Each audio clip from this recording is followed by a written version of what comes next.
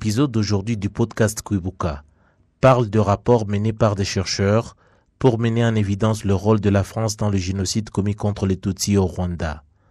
Les rapports Muse et Duclerc ont été publiés en mars et avril 2021. Les invités nous expliquent en détail leurs origines, leur contenu et leur rôle dans les relations entre le Rwanda et la France.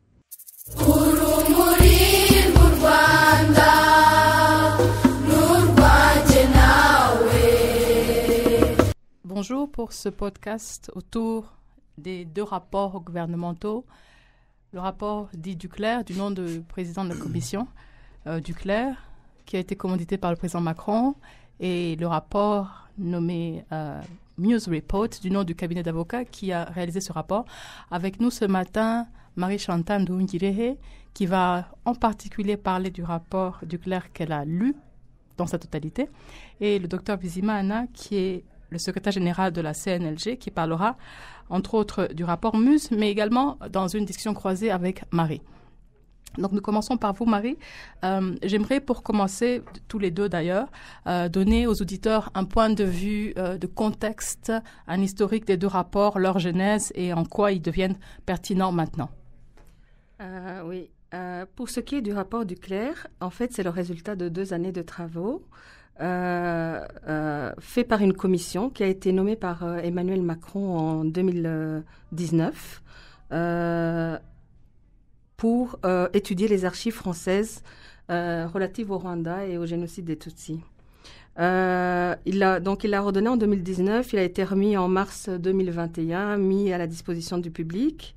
Et c'est un rapport qui suit d'une commission, mais ce n'est pas la première commission.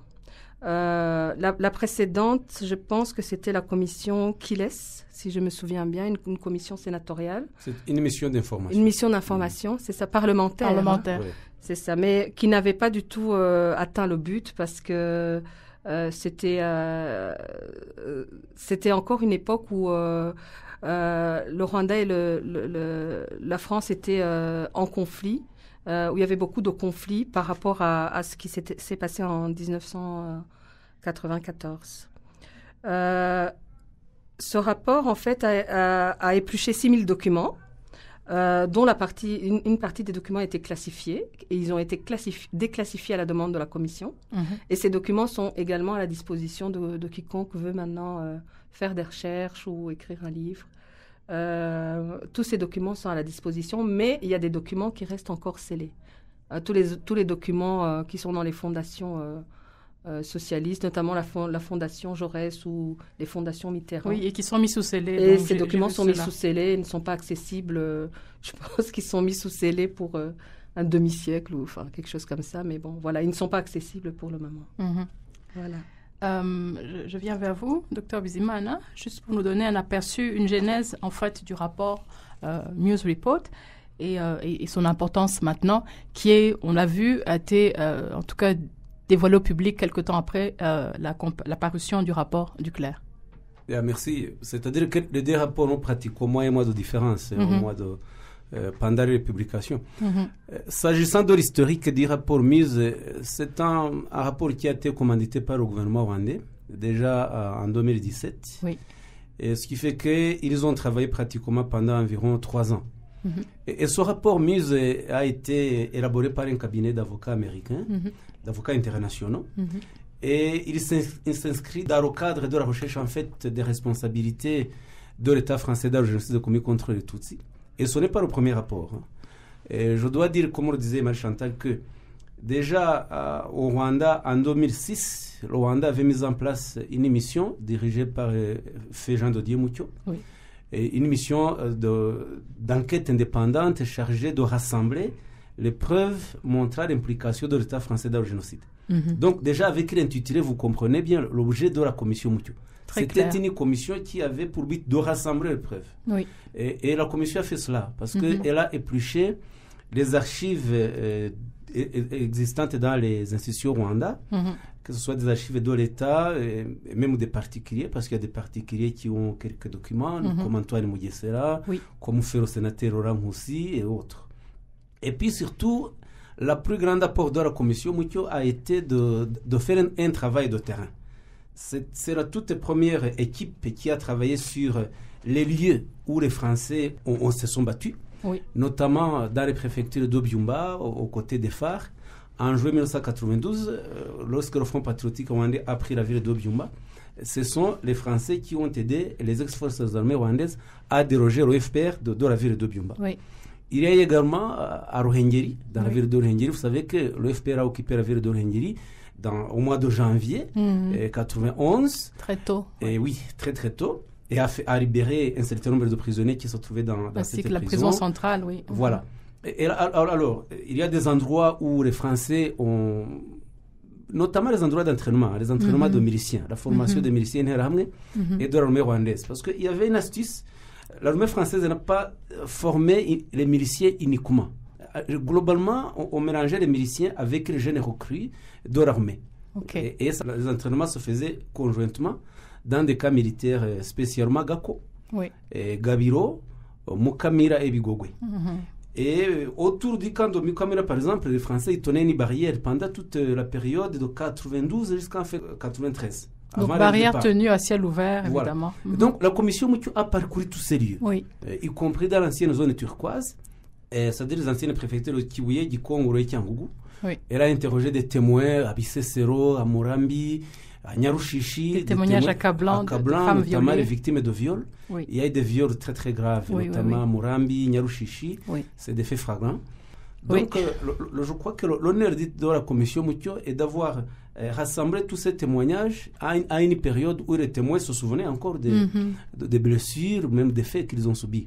Absolument. Alors, la commission Muse a complété déjà l'excellent travail réalisé par la commission Mucho, parce que la commission Muse a élaboré un rapport international suite aux consultations des archives des Nations Unies, des organisations internationales, des ONG, des journalistes, des chercheurs, y compris même des personnes indépendantes aussi, notamment des diplomates. Oui, qui sont venus témoigner à titre personnel. À titre personnel. De leur expérience, c'est notamment des diplomates américains qui avaient eu affaire avec le dossier Rwanda, tant au Conseil de sécurité qu'au sein de l'ambassade des États-Unis à Kigali. Des diplomates d'autres pays, comme l'ambassadeur Karel Kovanda de la République tchèque, de Nouvelle-Zélande, le général Dallaire, des cadres de la minoire. Là, la commission Mucho n'avait pas pu rencontrer ces personnalités. Et puis, la commission Muse a aussi travaillé sur une très, très grande période. Donc, a commencé par l'implication de la France au Rwanda au niveau de la coopération civile depuis 1962. Ce que peu de gens connaissent finalement. Très peu, oui. Parce que la coopération civile, c'est-à-dire au niveau des hôpitaux, des projets agricoles, en matière d'éducation, la France a beaucoup agi au Rwanda déjà à cette période. Mais ce que révèle la commission Muse, c'est que déjà, une année après l'engagement de la France au Rwanda, en 1962, débute le tout premier génocide en 1963. Parce que ce génocide de 1963, on n'en a pas beaucoup parlé, mais les médias internationaux, y compris même les ambassades. J'ai été... comment dirais-je, j'ai découvert il n'y a pas très longtemps dans des dépêches diplomatiques déjà début 1964 parce que le massacre ont eu lieu en décembre 1963, mais les dépêches diplomatiques de la France et de la Belgique parlaient déjà, qualifiaient ce massacre de génocide. Oui, il y avait le témoignage de Vuillemin, si je me souviens bien, Vuillemin qui est suisse. Denis Gilles-Viaumet. Oui. Denis Gilles-Viaumet était professeur au groupe scolaire de Boutaré. C'était un coopérant suisse, originaire de Neuchâtel. Il avait assisté au massacre des étudiants, des élèves Tutsis au groupe scolaire par d'autres élèves, que ce soit des élèves venus du groupe scolaire et même de l'Université nationale du Rwanda, ou voire même de l'IPEN, Institut pédagogique national. Et il avait démissionné de son poste en écrivant même au président Kayibanda. Il dit « Je ne peux pas continuer à exercer mon métier d'enseignant lorsque je vois les élèves être massacrés par d'autres élèves à ma présence, sous la seule raison qu'ils étaient Tutsis. » Mais ce qui est très grave, c'est que, comme je vous le disais, les médias internationaux, et surtout les diplomates, comme l'ambassadeur de France au Rwanda s'appelait à l'époque Barbet. J'oublie son prénom. Je crois que c'est Marc Barbet. Et Marc Barbet, il avait déjà parlé de l'extermination de Tutsis de Kianika, Kaduha, à Gikongoro, comme étant un génocide. Y compris même le gouvernement belge. J'ai un compte rendu du gouvernement belge, une réunion des ministres de février 64, je crois, c'est le 20 février, où il conseillait aux coopérants belges résidant au Rwanda soit de rentrer ou de faire précaution pour ne pas être un jour accusé d'avoir soutenu un gouvernement coupable de génocide. Incroyable. Donc, la commission mise démontre déjà que la France a fermé les yeux, a continué à assister au Rwanda, malgré que le gouvernement rwandais, depuis Kayibanda jusqu'à Habyarimana, s'enfonçait de plus en plus dans une logique génocidaire. Et d'extermination. Et entre 90 et 94, donc la France savait ce qui se passait. Absolument. Et notamment, lorsque la guerre débute, là, la commission mise démontre un certain nombre de faits, notamment des dépêches diplomatiques. De l'attaché de défense de l'ambassade de France à Kigali, le colonel René Garnier, qui déjà depuis le 15 octobre 90 parle d'un risque de génocide et surtout qualifie de génocide les massacres qui ont eu lieu à Kibirira. Et il le dit en disant que même les responsables locaux, les responsables gouvernementaux ne cachent pas leur désir, leur volonté d'exterminer les Tutsis sous prétexte du conflit armé. Que le FPR a attaqué. Voilà. Et puis finalement, il y a la commission mise travaille aussi sur les 25 dernières années, après la fin du génocide, pour découvrir que la France a continué à gêner le gouvernement du Rwanda d'après le génocide dans tous ses efforts de reconstruction. Absolument. Sur le plan international, sur le plan humanitaire, sur le plan financier et politique. Oui. Très bien. Donc, on a maintenant une vue d'ensemble un peu dans quel contexte s'inscrivent ces deux rapports. J'ajoute, et je pense que vous l'avez mentionné, que le rapport sort un mois après, le rapport Muse un mois après, le rapport Duclerc, et du reste le mentionne, en mentionnant également ses insuffisances, mais nous allons y revenir. Notez aussi que le rapport... En fait, le rapport Muse n'est pas une réponse au rapport Duclerc. C'est important de le souligner parce qu'il avait été commandé plus tôt. Avant. Il a été commandé plus tôt. C'est plutôt une... voilà, un droit d'inventaire. Celui que nous, les Rwandais ont de dire ce qui s'est passé, de faire une recherche, une quête sur ce qui s'est passé. Mais ce n'est pas une réponse au rapport Duclerc, qui est quelque chose de typiquement entendu, français. On a compris d'ailleurs qu'il a été commandé avant et que par ailleurs, je pense qu'ils ont un tout petit peu retardé sa parution pour intégrer les éléments du rapport Duclerc dans les conclusions dont on reviendra dessus. Donc, je vais commencer par vous de nouveau, Marie, pour très succinctement nous dire les conclusions, selon vous, du rapport Duclerc et comment il a été accueilli ici à Kigali, puisqu'on va dire comme ce n'est pas le nôtre, comment a-t-il été accueilli? Oui. Alors, les conclusions, c'est pour le dire très brièvement, la France a conclu que elle avait eu des responsabilités accablantes. Il y avait un autre adjectif qu'ils avaient mis, lourde et accablante, merci, dans les événements qui se sont produits au Rwanda en 1994. Mais c'est mitigé parce qu'ils ont parlé d'aveuglement continu dans le soutien à un régime raciste, on va dire ça comme ça. Ce terme aveuglement, on va peut-être y revenir, mais bon, voilà, c'est une manière de dire de ne pas aller jusqu'au bout des responsabilités. Oui, d'ailleurs, les responsabilités ne sont pas vraiment définies, mais elles sont dites lourdes et accablantes. Elles sont dites lourdes et accablantes de manière générale, mais il n'y a pas un énoncé des responsabilités. On peut peut-être conclure de quelle responsabilité il s'agit en lisant le rapport et en voyant un petit peu tous les points qu'ils ont examinés. Mais la conclusion est celle-ci: responsabilité lourde et accablante, aveuglement. Moi, je mettrais ça entre guillemets. Et puis, surtout, pas de complicité. Donc, voilà. Le point est écarté explicitement dans les conclusions du rapport. Voilà. Alors, néanmoins, comment est-il accueilli? Alors, l'accueil, moi, mais bon, là, j'énonce une opinion personnelle. Moi, je pense que l'accueil n'est pas négatif. L'accueil à Kigali n'est pas négatif. Il est peut-être mitigé, mais en tout cas, moi, je pense que ça a été accueilli comme un pas qui a été fait par la France vers la quête de la vérité. D'accord. Oui. Parce que, et c'en est un, je crois. Malgré toutes les réserves qu'on peut avoir, je sais que beaucoup ont des réserves, mais c'est quand même un pas. Je reviens vers vous, docteur Bizimana, sur les conclusions du rapport Muse que moi-même j'ai parcouru un peu plus longtemps que le Duclerc. Et je vous laisse donc nous énoncer les conclusions et son accueil par ailleurs dehors du Rwanda. C'est ça. On peut commencer par l'accueil. C'est-à-dire que sur les deux côtés, que ce soit au Rwanda ou en France, l'accueil a été globalement positif. D'accord. Parce que c'est la toute première fois qu'enfin, il y ait un rapport, je dirais, objectif, qui établit les responsabilités sans être gêné par la qualification des faits. Oui. On ne doit pas trop s'attarder sur le fait que la commission du clerc ne retient pas la complicité. D'accord. Parce que ce genre de commissions, ce sont des commissions d'établissement des faits. Oui. Et ce ne sont pas des commissions qui sont créées pour étudier d'une manière juridique ces faits qu'ils ont recueillis, les qualifier sur le plan du droit. Ce n'est pas le bureau du procureur. Non, voilà. Le plan du droit appartient aux juristes ou aux tribunaux. D'accord. Mais on doit les reconnaître que tout de même, la commission du clerc a fouillé des archives, même si elle n'a pas pu accéder à toute l'intégralité des archives françaises, mais elle a quand même parcouru des archives jusqu'à-là inédites et qui n'avaient pas été exploitées par d'autres chercheurs. Et le point chronologique qu'annonce le rapport du clerc est intéressant parce qu'il démontre un certain nombre de faits que la mission qu'il savait s'est élaborée, mais sans toutefois les approfondir, et notamment sur le plan militaire.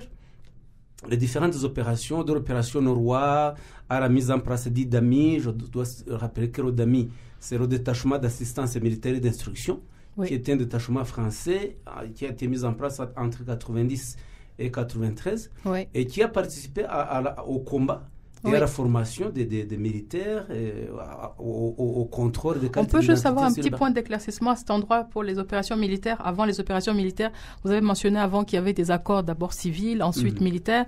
Et comment la nature de ces accords change après l'attaque du FPR? Très bonne question parce que au départ, la France a signé un accord de mise en place de la gendarmerie rwandaise. Oui. En 1975. Ok. 1975. Donc, la France entre au Rwanda pour former la gendarmerie rwandaise, et notamment les inspecteurs de police judiciaire. D'accord. Pour leur apprendre les techniques d'enquête criminologique, pour les contrôles routiers. Okay. La gendarmerie faisait en fait un rôle de police aujourd'hui. Ok. C'est ça. Mais il n'y avait pas à cette époque-là un accord de coopération militaire. Parce qu'un accord de coopération militaire implique la défense, implique l'engagement dans les combats, implique la formation des militaires sur tous les plans. D'accord. Alors cet accord-là n'existait pas en 90. Mais malgré que, même si l'accord n'existait pas, l'accord de défense, l'accord de coopération militaire, en 90, lorsque le Front patriotique rwandais engage la guerre de libération, le président Habyarimana, par un coup de téléphone, appelle le président Mitterrand. Le président Mitterrand est en déplacement à l'époque. Et c'est Jean-Christophe Mitterrand, son fils, qui est responsable de la cellule africaine, c'est-à-dire la coopération africaine au sein de la présidence française. C'est lui qui reçoit le coup de fil. Il était à côté de Gérard Prunier, et Gérard Prunier le dit dans son livre. Et Jean-Christophe Mitterrand lui dit, OK, le père Habyarimana, on va lui envoyer quelques soldats, dans quelques jours ce sera terminé. Et lui débarrasser de ses Tutsis. Et lorsque Mitterrand rentre, il reçoit l'information et il prend l'initiative le 4 octobre 1990 d'envoyer des soldats. D'accord. Donc, c'est l'opération Norrois qui commence. Alors, depuis octobre 90, les militaires français s'engagent dans les combats sans l'existence d'un accord militaire. Sous aucune forme. Voilà, c'est-à-dire de façon illégale. Et en 92, la France se rend compte qu'elle est engagée militairement aux côtés des ex-forces armées rwandaises en toute illégalité. Et elle va alors s'arranger pour faire un amendement à l'accord de 75 pour y ajouter la coopération militaire, la défense militaire, l'engagement dans les combats. Oui, donc pour justifier en fait ce qu'elle faisait déjà. C'est ça, c'était une illégalisation a posteriori, déjà des actes totalement illégaux. Ok. Donc, vous avez complété ce que Marie disait sur l'accueil, en tout cas, du rapport Muse, et d'ailleurs des deux rapports, du clerc et Muse, ici à Kigali, et pour le rapport Muse en dehors du Rwanda. J'aimerais quand même que l'on s'attarde sur les conclusions que vous avez évoquées, le fait qu'il y avait une longue... l'historique est plus long, la fenêtre observée pour le rapport Muse est plus longue, puisqu'elle commence bien avant 94, et puis il y a vraiment un grand détail entre 90 et 94, et ensuite les 25 années qui ont suivi le génocide. J'ai sur le point des conclusions quand même quelque chose d'intéressant à relever entre les deux rapports. Le fait que presque on pourrait croire que le rapport du clerc a été écrit pour ne pas être lu, puisque d'abord, il est volumineux, je comprends, il a beaucoup d'archives, je comprends, mais il est vraiment inconclusif. C'est-à-dire, il y a cette phrase, responsabilité lourde et accablante, mais il faut le fouiller, en fait, pour se rendre compte des différents faits qui sont donnés. Et d'un autre côté, on a ce rapport Muse, je crois être très objectif en le disant, qui donne des points.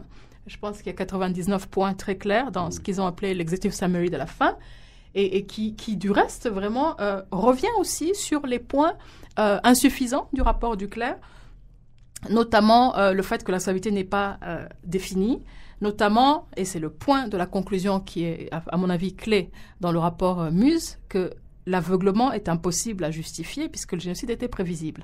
Et c'est dans les 3 points de conclusion qu'on a le mot prévisibilité. Et j'aimerais vous entendre revenir sur cette question de prévisibilité, les éléments de prévisibilité qui manquaient en fait dans le rapport Duclerc. Le rapport Muse part d'année en année.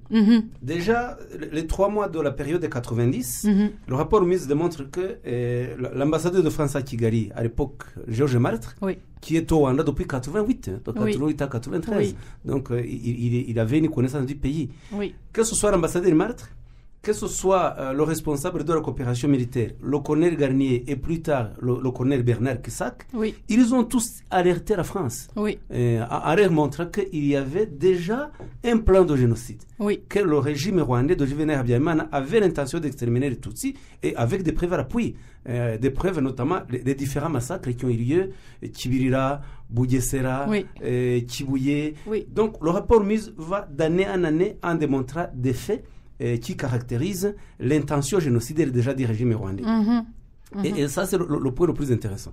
Or, la France, qui avait connaissance de tous ces faits de préparation du génocide, n'a pas agi pour soit inciter le gouvernement rwandais à revoir sa politique d'extermination, voire même à totalement se désolidariser de ce régime. Ce qu'il aurait dû faire. Par contre, que ce soit les conseillers de Mitterrand et le rapport Muse cite des noms de personnalités impliquées. Il y a déjà la commission Duclerc l'avait dit. Le fait aussi. Mais les conseillers de Mitterrand, que ce soit des conseillers civils comme Bruno Dolé, comme Paul Dijou, des conseillers militaires comme le général Queneau, l'amiral Rangsad, qui était le patron de l'armée française, tous ont finalement soutenu la politique de Mitterrand. Mais à un moment donné, l'amiral Langsad, qui sera turquoise aussi, n'est-ce pas? L'amiral Langsad s'est aperçu que l'engagement était allé trop loin.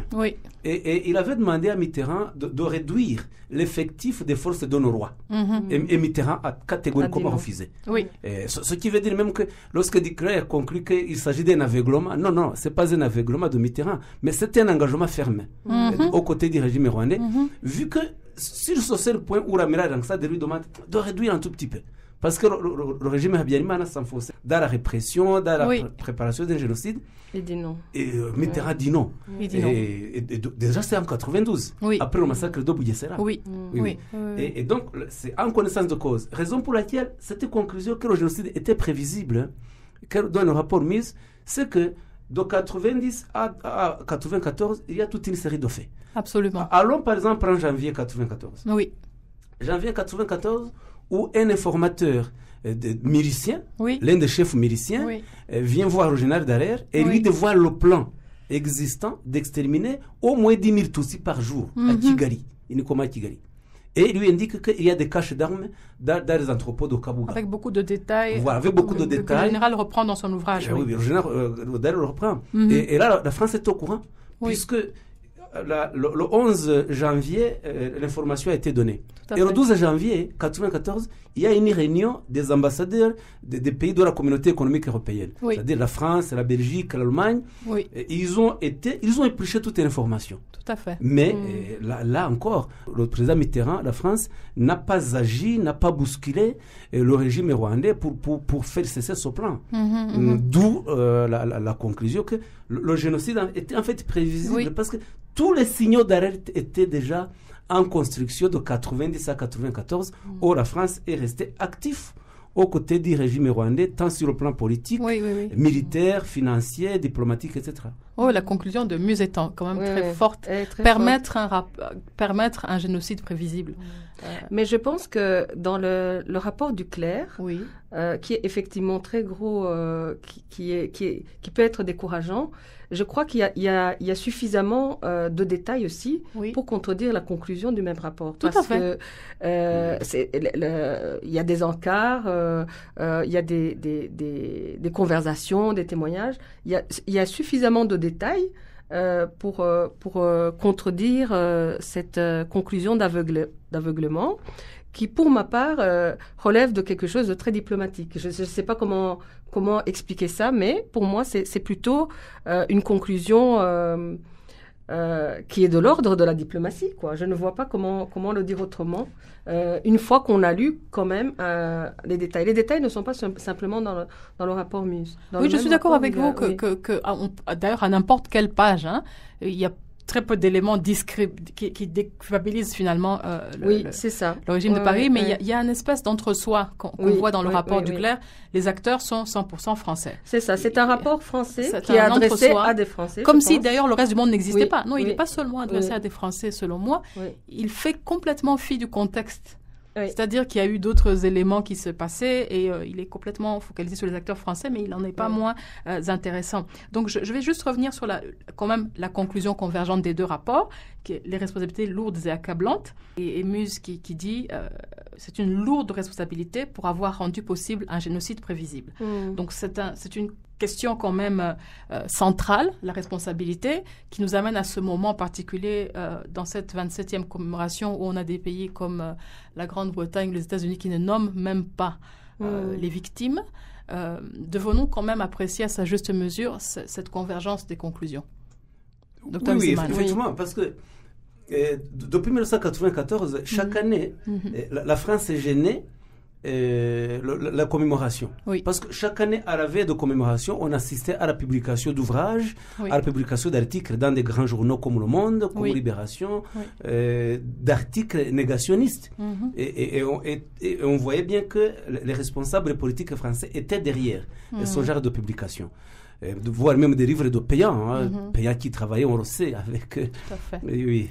Et voir que maintenant, il y a finalement un rapport d'État, un rapport de l'État français, un rapport officiel qui démontre que la France, en tant qu'État, en tant que gouvernement, a eu un rôle grave et accablant dans le génocide perpétré contre les Tutsis. C'est quand même une reconnaissance très importante au niveau sur le plan historique que sur le plan de la vérité.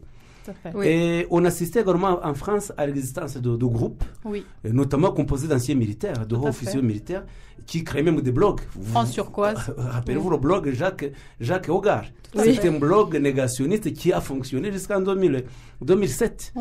Vous avez le général Robardet. Robardet, c'est lui qui a créé la criminologie, le service de criminologie au Rwanda, où il y avait des actes de torture qui se faisaient. Sur les réseaux sociaux, Robardet est très actif. Virulent. Au niveau du négationnisme. Hogar aussi. Voilà, Robardet Hogar. Moi, je crois, c'est même pas pensé, j'affirme, que ce rapport d'État français qui vient de démontrer les faits dans lesquels les responsables français ont été impliqués, vont avoir une importance positive au niveau des acteurs français de l'intérieur, notamment les plus jeunes, qui vont voir que finalement, les anciens se sont engagés trop loin. Ils vont y tirer des leçons au niveau de la diplomatie, la diplomatie étrangère, notamment africaine. Je crois que sur ce plan-là, en France, il y a des progrès qui vont se faire.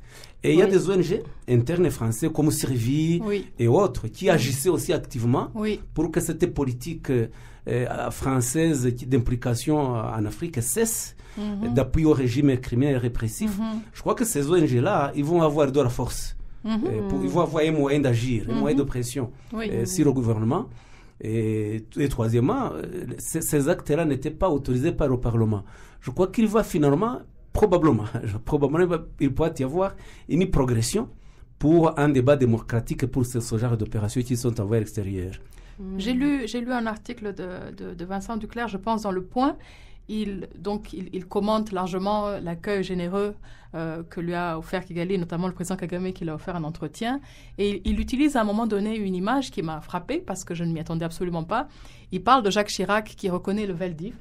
Et il ne dit pas nommément, je ne l'ai pas sous les yeux, je l'aurais cité, il ne dit pas nommément, mais le parallèle me paraît saisissant, qu'ils mettent en perspective, en fait, le courage politique de Jacques Chirac à l'époque, qui reconnaît donc la collaboration française. Il met dans cet article-là l'exemple de Jacques Chirac en pensant à la stature du président Macron maintenant, qui a eu le courage politique de demander donc, à cette commission d'effectuer ce rapport. Qu'est-ce que vous en pensez, Marie? Moi, je pense que de la part du président Emmanuel Macron, et compte tenu du contexte en France, dont tout ce qu'on vient de dire, tous ces mouvements négationnistes, les militaires aussi qui sont derrière, les militaires français pour freiner à chaque fois toute avancée. Moi, je pense qu'il a fait preuve de courage politique sur cette question-là, en tout cas, parce que il a fait vraiment... Et compte tenu aussi des tensions, parce que ce rapport du Clerc vient après des années de tensions. On n'a toujours pas d'ambassadeur français ici au Rwanda. On a un ambassadeur rwandais en France, mais on n'a pas d'ambassadeur français. On a toujours beaucoup de présumés génocidaires en France. Et beaucoup de génocidaires, de présumés génocidaires en France. Beaucoup de réticences à juger. Moi, je suis toujours étonnée par... je pense qu'il y a eu 3 procès en France. Il y a eu peut-être plus de procès en Belgique. Mais la France, il y a une espèce de retenue ou d'absence de volonté. Absence de volonté. Je ne sais pas si vous avez lu... Moi, j'ai lu beaucoup d'articles l'année passée sur tout un mouvement à Rouen, qui a été écrit par un journaliste français qui a fait une investigation. De Mediapart. Sur Mediapart. Et là, moi, j'étais sidérée. Moi, j'ai fait partie de la diaspora en Belgique, mais j'étais là, je me disais, je n'en revenais pas qu'il y ait autant qu'il y ait un tel réseautage et une telle infiltration, en fait, de tout un réseau dans les rouages de réfugiés, dans les assos. En fait, ça se justifie. Ça se justifie parce que les génocidaires se sont réfugiés dans les pays où ils avaient des amis. Et l'un des pays où il y avait plus d'amis, bon vivre en France. C'était la France. Et surtout, ils savaient qu'en France, ils étaient protégés. Et protégés notamment par des anciens coopérants, que ce soit des coopérants militaires, que ce soit des coopérants civils. Ils aidaient d'abord à obtenir l'asile et les visas d'installation. Mais il faut aussi retenir que depuis quand même quelques années, depuis l'arrivée au pouvoir de Sarkozy... En particulier, oui. Il y a un progrès qui a été fait. Parce que Sarkozy avait compris qu'un génocide, c'était un crime grave. Et il avait commencé à se rapprocher du Rwanda. Il l'a redit d'ailleurs. Il a été le premier président à se rendre au Rwanda, au mémorial de Kigali. Et malheureusement, il y a eu l'intermède de... François Hollande. Il y a même eu un mandat d'arrêt flash contre Agathe Habyalimana. Je n'ai pas compris trop. Ça a duré 24 heures. Mais c'était sous Sarkozy, il me semble. C'était sous Sarkozy. Et c'est sous Sarkozy qu'a été mis en place ce qu'on appelle le pôle crime contre l'humanité. Absolument. Qui est un organe d'instruction judiciaire destiné à poursuivre les auteurs des crimes internationaux. Et il a été créé sous Sarkozy et sur base du génocide qui avait été perpétré contre les Tutsis. Et évidemment, actuellement, avec le président Macron, il y a un apport plus en moyens humains et matériels dans cet organe-là. Et on remarque quand même des avancées positives. On peut en citer 2 d'ailleurs. Le fait que la France a reconnu que le négationnisme du génocide perpétré contre les Tutsis est un crime, est un délit qui doit être poursuivi. Et ça, c'est depuis 2017. Et ce qui permet de pouvoir poursuivre des auteurs négationnistes, c'est déjà bien. Et puis, en 2019, le président Macron a fait un arrêté présidentiel que chaque 7 avril de chaque année sera une journée de réflexion sur le génocide perpétré contre les Tutsis, comme cela a été reconnu par les Nations Unies. C'est le tout premier État européen à avoir mis en place une telle journée. Donc on voit que quand même il y a un rapprochement entre les 2 pays, pas un rapprochement politique, mais surtout, moi je vois des efforts pour la reconnaissance des faits. Et ça, c'est très important pour les générations futures. Peut-on lire l'arrestation de Kabuga dans ce sens également? Il a quand même été arrêté en France, même si c'était pas par rapport à ces rapports. Évidemment, c'était avant l'apparition des rapports, mais évidemment, peut-on voir aussi cette collaboration des instances d'enquête et juridiques françaises et Interpol dans ce sens-là aussi? Ah oui, je pense, il faut l'affirmer. Oui. Souvenez-vous, Janine, que déjà, dans le procès Bagosora, Bagosora avait demandé que les militaires français, comme le général de Saint-Quentin, qui était à Kigali en 93-14, que les militaires viennent témoigner en sa faveur. Le parquet avait aussi demandé cela. Oui. Et la France avait refusé que les militaires français aillent accuser Bagosora pour la défense, pour le parquet. Oui. Mais la France a accepté que les militaires aillent défendre Bagosora. Absolument. Oui. Ça c'est un fait. Et voir que maintenant, ce genre de choses ne peut pas se faire, je pense. C'est fini. C'est un problème. Donc c'est un contexte qui a évolué et qui a en fait permis effectivement. Je pense que cette arrestation n'aurait pas pu avoir lieu il y a 15 ans. Oui, il y a une coopération active au niveau des autorités françaises, une coopération avec le tribunal pénal international pour le Rwanda, qui n'existait pas auparavant. Oui, inexistant totalement. Alors, avant qu'on conclue, parce que c'est difficile de conclure ce genre de discussion, il y aurait tellement de points encore à débattre. J'aimerais qu'on regarde un tout petit peu vers le futur. Donc, on a quand même parlé des choses qui viennent d'arriver récemment, notamment ces collaborations qui ont certainement permis l'arrestation de Kabuga, notamment...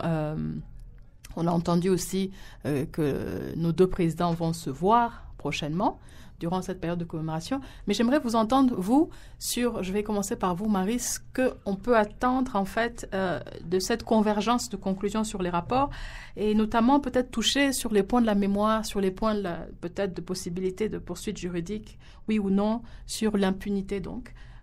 Et puis j'entendrai peut-être plus longuement Dr Bizimana sur la diplomatie. Oui. Alors, pour ce qui est de ces rapports, il se pourrait qu'ils aient une portée juridique. C'est une possibilité. Et moi, je comprends que les personnes je comprends que des rescapés puissent attendre cela. Moi, je vois beaucoup ça sur les réseaux sociaux. Oui. Les gens viennent en disant, oui, mais maintenant qu'ils ont reconnu, est-ce qu'on peut demander des indemnités ou, enfin, en tout cas, aller en justice pour... moi, je pense que c'est pas leur plus grande portée. Moi, je pense que ces deux rapports ont une portée qui est plus historique. Comme le docteur le disait, c'est plus porté vers les générations futures. Je ne pense pas que ces rapports sont la fin, on va dire, parce que pour moi, ce sont des portes, en fait. Ce sont des portes qui s'ouvrent et qui vont permettre de faire d'autres recherches, qui vont permettre, je ne sais pas, dans 100 ans ou 200 ans, quand nous, on ne sera plus là, à d'autres générations de poursuivre, de demander des comptes si nécessaire. Mais je ne pense pas que leur portée est vraiment mémorielle. Parce qu'un rapport comme le rapport Duclerc va effectivement permettre à des nouvelles générations. Malheureusement, moi, je ne suis pas d'un optimisme délirant par rapport à des groupes comme ces militaires. Les gens ne vont pas devenir tout d'un coup... Ils ne vont pas changer, quoi. Ils ne vont pas changer, oui. Ça vaut d'ailleurs... Mais ils ne sont pas si nombreux, du reste. Oui, ils ne sont pas si nombreux, c'est des groupes. Mais en tout cas, en face, il y a quelque chose qui est institutionnel, qui est politique, qui est officiel, et qui dit, voilà, la France a fait ça. Donc, pour moi... c'est en ça que ces rapports peuvent être opposés aux négationnistes, ils peuvent être opposés à l'histoire et ils peuvent servir de porte d'entrée pour l'éducation, pour plus de vérité, parce que je ne pense pas que on est tout épuisé. On est tout exhausté. Voilà. Mais je voulais juste revenir sur le point de la judiciarisation ou des poursuites juridiques possibles. Et je le rappelle comme un point parce que j'ai été, par exemple, partie civile, avec les parties civiles Ibuka France à l'époque du procès payant. Les faits contre et les négationnistes et les génocidaires n'ont jamais manqué. Mais ce qui a manqué beaucoup, c'est la volonté politique de les juger et même les instances. Donc j'ai l'impression qu'aujourd'hui, il n'y a pas meilleure époque pour être partie civile, que ce soit au Rwanda ou en France, dans le contexte actuel de convergence de conclusions et de rapprochement diplomatique. Dr Bizimana.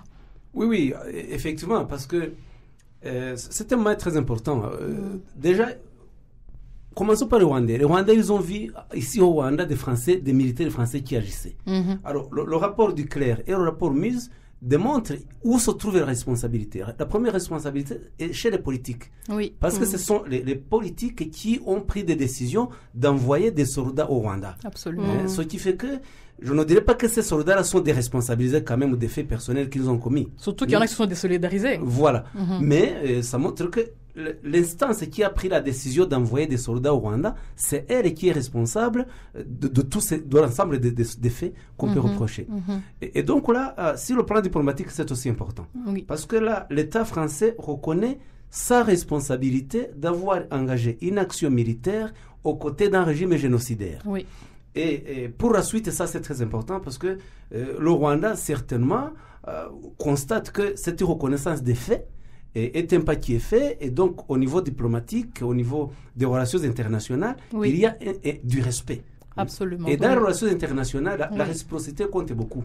Oui. Et les États n'aiment pas aller dans les tribunaux. Absolument. Il y a une cour internationale de justice, mais elle ne reçoit jamais, pratiquement pas de plainte. Jamais. Les États préfèrent fonctionner de cette façon-là, quand il y a eu des erreurs, des fautes, voire des crimes, de trouver un cadre d'arrangement, de concertation pour poursuivre la diplomatie sans pour autant aller dans les tribunaux. Et les tribunaux n'arrangent rien. Supposons même que, son Excellence, le président de la République l'a dit, supposons, si on donnait au Rwanda même des milliards de francs, ça changerait quoi? Ce qui changerait plutôt, ce serait que le Rwanda soit respecté dans son système politique de redresser le pays, tant sur le plan interne que sur le plan international, et que désormais la France ne mette plus les bateaux dans les roues. Ce qui a été le cas et ce que le rapport démontre, le rapport montre vraiment le camouflage. Ce respect diplomatique et international, cette réciprocité, je pense que ce sera ce qui va maintenant commencer à se faire entre les deux États. Ce qui est absolument appréciable. On a quand même vécu beaucoup d'opérations de camouflage, de manipulation et des médias et des faits avec le Mapping Report, avec... même à l'époque, je me souviens... C'est même le plus important parce que l'histoire, on ne peut pas la changer. On ne peut plus refaire. On peut la changer en reconnaissant la vérité. Ce que maintenant est en train de faire excellemment le président Macron. Et c'est pour nos générations futures, qu'il y ait des échanges entre étudiants, entre chercheurs, entre hommes d'affaires, ça ne fait que du bénéfice. Il faut souhaiter cela. Donc nous sommes tous les trois d'accord qu'on vit un point d'inflexion dans notre histoire commune. Et que peut-on dire à nos auditeurs par rapport à ces rapports, à part les encourager à les lire? Moi, je pense que... D'abord, la première chose, moi, je pense qu'il faut les lire tous les deux. Je crois que c'est important. Oui, c'est-à-dire qu'on peut peut-être ne pas trouver le courage de lire 1500 pages, parce que je pense que tous les deux, ça doit bien faire... mais on peut au moins lire les conclusions. D'accord. Mais vraiment, pour se faire une idée, là, le rapport du clerc, je suppose que, peut-être un Français lambda va se dire, voilà, c'est un rapport d'une commission politique, je vais lire ce que la France a fait au Rwanda. Mais je pense qu'il faut les lire tous les deux. Il faut vraiment, pour se faire une idée de la manière dont deux pays abordent un problème grave pour arriver à des conclusions convergentes. Le crime le plus grave qui soit, et qui trouve un angle d'approche pour commencer à parler avec respect. Voilà. Et puis on peut lire aussi, on peut conseiller aussi, parce que c'est assez décourageant, 900 pages, à moins qu'on ne le veuille vraiment, mais on peut aussi lire l'introduction et la conclusion déjà pour commencer. Oui, c'est tout à fait vrai. Parce que les rapports, ils ont un résumé. Voilà, ils ont un résumé exécutif. Et le résumé donne la généralisation, l'ensemble des faits d'une façon précise et concise. Et ça aide à comprendre évidemment l'ensemble. Peut-être c'est difficile de lire de la première page à la dernière, suite aussi au manque de temps, mais comme on le dit Marie, c'est bon de pouvoir les lire. Tout à fait. Mais il y a des chapitres intéressants qu'on peut lire dans l'intégralité. Oui. Et notamment le chapitre 90-94. Passionnant. C'est passionnant, ça se lit facilement. Et c'est là où on découvre en fait la plupart des faits les plus saillants, les plus graves, qui mériteraient une attention particulière. Oui. Et moi, je voudrais vraiment... les personnes... moi, je pense qu'il faut encourager surtout les jeunes. Et par les jeunes, j'entends les jeunes ici, parce que, au Rwanda, parce que je m'aperçois que en fait, ils ne connaissent pas. C'est un pays jeune, le Rwanda. Donc, c'est-à-dire que la plupart... au moins de 30 ans.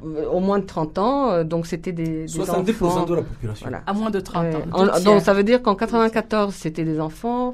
où il n'était pas né. Beaucoup ne connaissent pas nécessairement tous les points de l'histoire qui sont évoqués. Bien sûr, ils entendent parler au moment des commémorations de ce qui s'est passé dans leur pays, mais je pense que ce genre de rapport donne des détails pour quiconque veut vraiment savoir ce qui s'est passé. Je pense aussi qu'il faut encourager les jeunes de la diaspora.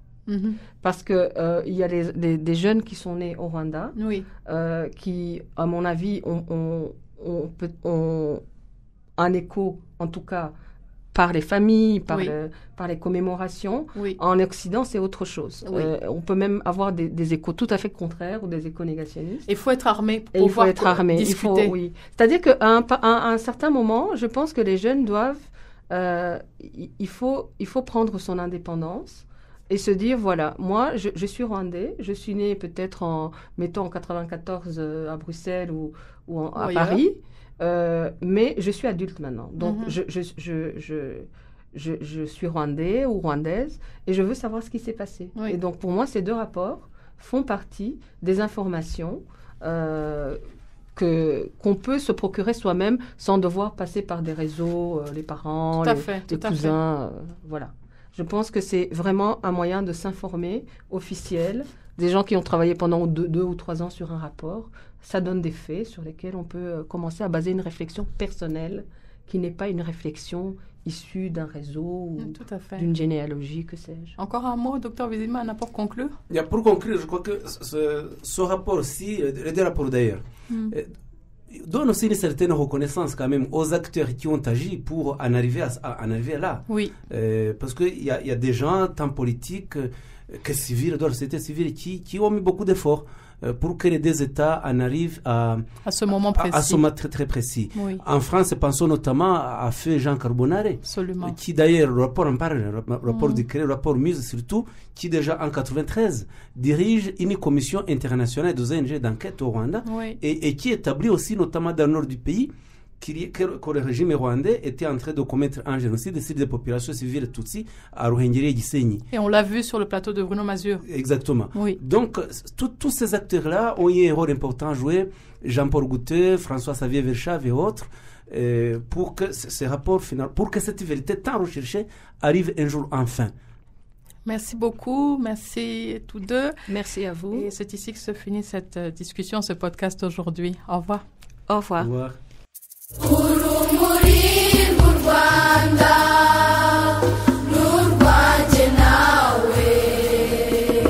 Merci d'avoir écouté ce nouvel épisode du podcast Kwibuka. Comme toujours, assurez-vous de nous laisser un commentaire sur ce que vous avez aimé sur le podcast et partagez-le avec d'autres personnes qui seraient bien intéressées à l'écouter.